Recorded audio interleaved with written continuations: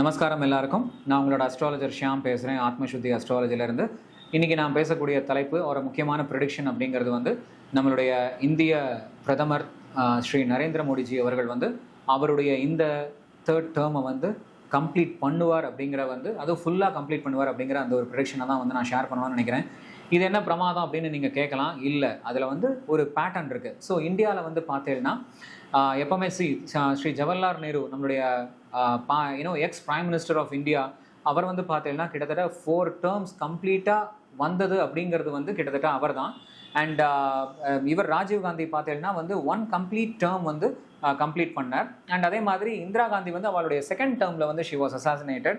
And Vajpayee வந்து ஒரு தடவை ஃபுல்லாக கம்ப்ளீட் பண்ணார். மன்மோகன் சிங் 2 தடவை கம்ப்ளீட் பண்ணார். இந்த மாதிரி ஒவ்வொருத்தரும் வந்து எவ்வளோ கம்ப்ளீட் பண்ணுவா, இல்லை பண்ணுறதுக்கு முன்னாடியே அவளுக்கு வந்து கவர்மெண்ட் போயிடுமா, இல்லை பாதியில் வந்து அவள் வந்து போயிடுவாளா, இந்த மாதிரி எத்தனையோ விஷயங்கள் இருக்குது. அப்படி பார்க்கும்போது அந்த ஜவஹர்லால் நேருனுடைய அந்த ஒரு அச்சீவ்மெண்ட்டை வந்து ரெப்ளிகேட் பண்ணக்கூடிய மாடலில் வந்து திரும்பவும் நரேந்திர மோடி அவர்கள் தான் இருக்கார்.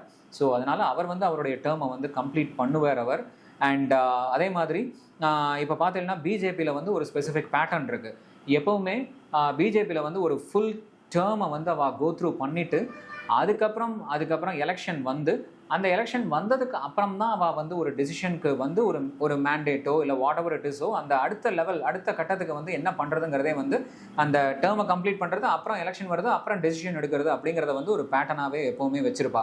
அதுக்கு முன்னாடியே வந்து அவசரப்பட்டு ஏதாவது ஒன்றத்தை பண்ணுறதோ, ஸ்ட்ராட்டஜியை மாற்றுறதோ, இல்லை இம்ப்ளிமெண்ட் பண்ணுறதோ, டிபேட் பண்ணுறதோ அந்த மாதிரிலாம் அவள் கிட்ட இருக்காது.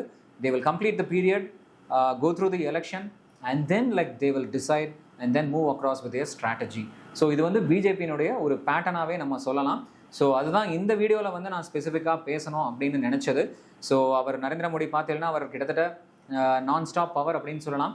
அண்ட் ஒரு 2 ஃபுல் டைம் சீஃப் மினிஸ்டராக இருந்தார். அப்புறம் 3rd டைம் சீஃப் மினிஸ்டர் கிட்டத்தட்ட அந்த கம்ப்ளீஷனுக்கு முன்னாடி he just switched over. And அதுக்கப்புறம் ஃபஸ்ட்டு டேர்ம் முடிச்சாச்சு பிரைம் மினிஸ்டர், செகண்ட் டேர்ம் முடிச்சாச்சு, இப்போ 3rd டேர்ம் வந்து போயின்னு இருக்கு. அதுவும் நல்லபடியாக வந்து கம்ப்ளீட் ஆகிடும் அப்படிங்கிற அந்த ப்ரெடிக்ஷனோட. அதே மாதிரி ஜவஹர்லால் நேருனுடைய அந்த ஒரு விஷயத்தை வந்து பிரேக் பண்ணக்கூடிய இல்லை அதை ரிஃப்ளெக்ட் பண்ணக்கூடிய ஒருத்தராக வந்து இவர் தான் இருப்பார் அப்படிங்கிறதையும் நான் இந்த வீடியோ வழியாக தெரிவிச்சுக்கிறேன். கீப் வாட்சிங் திஸ் ஸ்பேஸ். நிறையா நல்ல விஷயங்களை பற்றி நாங்கள் பேசுவோம். அஸ்ட்ராலஜிக்கலாகவும் நிறையா விஷயங்களை வந்து நம்ம பேசுவோம். ரொம்ப வாழ்க்கைக்கு பயனுள்ளதாக இருக்கும். உங்களுக்கு ஏதாவது கன்சல்டேஷன் பர்சனல் லெவல் தேவைப்படுதுனாலும் நீங்கள் ஸ்க்ரீனில் இருக்கிற நம்பரில் காண்டாக்ட் பண்ணலாம். உங்கள் ஹாரோஸ்கோப்பை பார்த்து அதுக்கு ஸ்பெசிஃபிக்கான பரிகாரங்கள் எல்லாமே சஜஸ்ட் பண்ணி உங்களுக்கு வந்து நம்ம வந்து ஹெல்ப் பண்ணுறதுக்கு ரெடியாக இருக்கும். அண்ட் வேறு ஏதாவது டவுட்ஸ்னாலுமே நீங்கள் எங்களை வந்து எனி டைம் ரீச் அவுட் பண்ணலாம். Thank you so much. நமஸ்காரம்.